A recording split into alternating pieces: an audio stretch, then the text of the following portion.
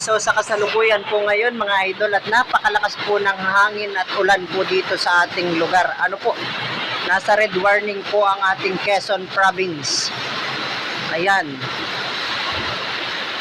Super lakas na po talaga. Oras po natin ngayong tanghali, alas 11 ng tanghali. 11:22 ng tanghali. Ano po? Siya pong kapasyahang umuulan dito sa ating lugar. Yan ang lakas na lakas po talaga.